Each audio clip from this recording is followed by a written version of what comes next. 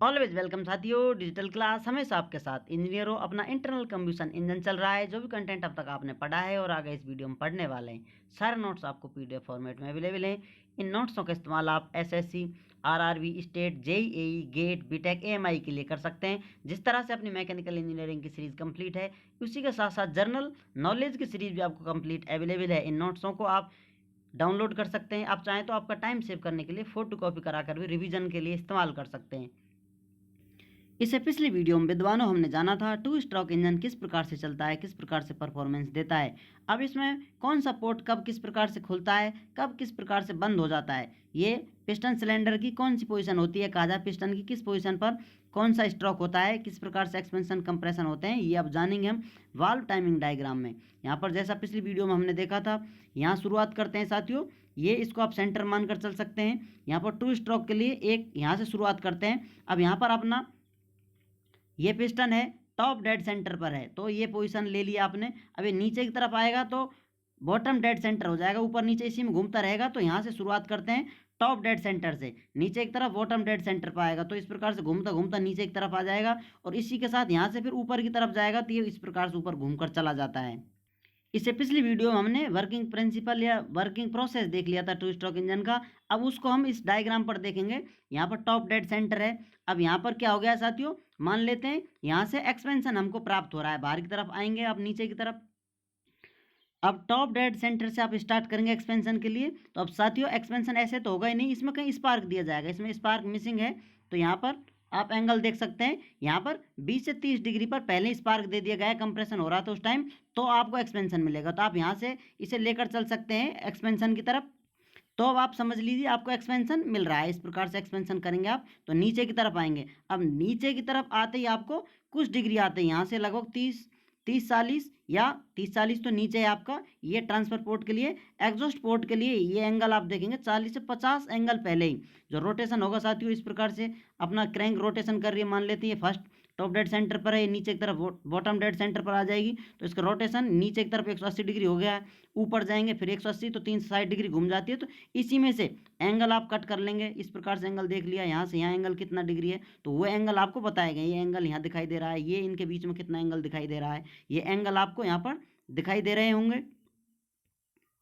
तो जैसा कि आपको बताया था, सबसे पहले एग्जॉस्ट पोर्ट ओपन होता है। यहाँ पर आप आएंगे लगभग 40 से 50 डिग्री एंगल पहले ही एग्जॉस्ट पोर्ट ओपन हो जाता है। चलिए एक बार फिर से मेन डायग्राम में आपको दिखा देते हैं इंजन किस प्रकार से चलता है। पिछली वीडियोज में आपने ध्यान से नहीं देखा हो तो ये आपका एक्सपेंशन मिल रहा है स्पार्क देने के बाद। तो सबसे पहले एग्जॉस्ट पोर्ट खुलता है, उसके बाद इनलेट पोर्ट खुलता है नीचे की तरफ आकर आपका। सबसे पहले बंद भी यही होगा, उसके बाद क्लोज ही होगा। तो इस प्रकार से परफॉर्मेंस चलता रहता है इसका।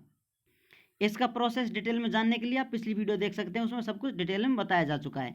अभी हम डायरेक्ट वाल्व टाइमिंग डायग्राम की तरफ आ गए हैं, तो यहाँ पर वो सब जान लेते हैं। तो इस प्रकार से यहाँ पर आकर एग्जॉस्ट पोर्ट खुल जाता है। एग्जॉस्ट पोर्ट खुल गया है, उसके बाद कुछ और डिस्टेंस चलने के बाद यहाँ पर ट्रांसफर पोर्ट ओपन हो जाता है, जिससे इसको सक्शन स्टार्ट हो गया है। तो अब यहाँ से इतना खुला रहता है और यहाँ पर ट्रांसफर पोर्ट क्लोज हो जाता है। तो लगभग, सॉरी दोस्तों, वीडियो रिकॉर्डिंग प्रॉब्लम हो सकती है, फिर से बता देते हैं आपको। एक्सपेंशन मिल रहा है आपको, एग्जॉस्ट पोर्ट ओपन हो गया है और आगे आप जाते हैं तो ट्रांसफर पोर्ट ओपन हो जाता है। तो यहाँ से लेकर यहाँ तक ये खुला रहता है, ट्रांसफर पोर्ट क्लोज हो जाता है। तो इस प्रोसेस में आपका सक्शन हो जाएगा, क्योंकि फ्यूल अंदर चला जाएगा। फ्यूल एयर मिक्सचर है जो अंदर चला जाता है, और डिस्टेंस चलने के बाद यहाँ से यहाँ तक एग्जॉस्ट पोर्ट क्लोज हो जाता है। यहाँ पर खुला था और यहाँ पर बंद हो गया, जैसा आपको डायग्राम दिखाया था। ये पहले खुलता है और बाद में बंद होता है, ये पहले खुलता है और पहले ही बंद हो जाता है इनलेट पोर्ट जो है। अब उसके बाद यहाँ से आगे चलने पर आपको कंप्रेशन देखने को मिलता है। तो कंप्रेशन होता है, कंप्रेशन के बीच में ही कहीं स्पार्क दे दिया जाता है। फुल कंप्रेशन ना हो उससे पहले ही स्पार्क दे दिया जाता है, तो यहाँ पर फिर से एक्सपेंशन मिलने लग जाता है। अब ये सब पहले ही क्यों दे दिया जाता है, बाद में क्यों दिया जाता है, इस बार कहाँ दे दिया जाता है, क्यों दे दिया जाता है, इसको जानने के लिए आपको अगली वीडियोस देखनी होंगी। वहाँ पर आपको अच्छे से समझ में आएगा फ्यूल किस प्रकार से चलता है, किस प्रकार से प्रोसेस करता है, क्यों ये आप सकें कुछ डिग्री का इनमें वेरिएशन देखने को मिलता है, क्यों एग्जैक्ट टाइमिंग पर कुछ प्रोसेस परफॉर्म क्यों नहीं कर पाते हैं। अभी आप सिर्फ ये मानकर चल सकते हैं इस प्रकार से इंजन को डिजाइन किया जाता है तो इंजन अच्छे से परफॉर्मेंस देता है और कंटिन्यू चलता रहता है। यदि इनको इस प्रकार से नहीं रखा जाएगा तो इंजन ठीक से काम नहीं करेगा, इफिशियंसी ठीक नहीं होगी। इनको प्रैक्टिकलों से अपडेट के बाद अपडेट करते लगातार करते रहने के बाद इस टाइमिंग पर, इस एंगल पर हम आकर पहुंचते हैं, तो वही सब हम स्टडी करते हुए आते हैं। आप चाहते हैं एंगलों में कुछ सुधार करना, तो आपको रिसर्च करनी होगी, नए इंजन बनाने होंगे, फिर आपको एक अप्रूवल डाटा देकर सब कुछ बताना होगा, तो आपकी बातें मानी जाएंगी किस प्रकार से एंगल चेंज कर सकते हैं। और डिटेल जानकारी के लिए आप सीरीज देखते रहें, आप धीरे धीरे सब कुछ जान जाएंगे।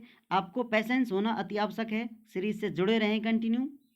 किसी फील्ड में एक्सपर्ट होने के लिए आपको पेशेंस और कंटिन्यूटी अति आवश्यक होती है, क्योंकि किसी चीज़ को जानने के लिए यदि आप में पेशेंस नहीं है, आप उसके लिए टाइम नहीं देते, तो आप उसके बारे में डिटेल में जानकारी नहीं जान सकते। तो आप बने रहिए, आपको बारीकी से सारी जानकारी मिलेगी गारंटी के साथ। फिर भी कोई कन्फ्यूज़न रह जाता है तो कमेंट बॉक्स आपका इंतज़ार कर रहा है।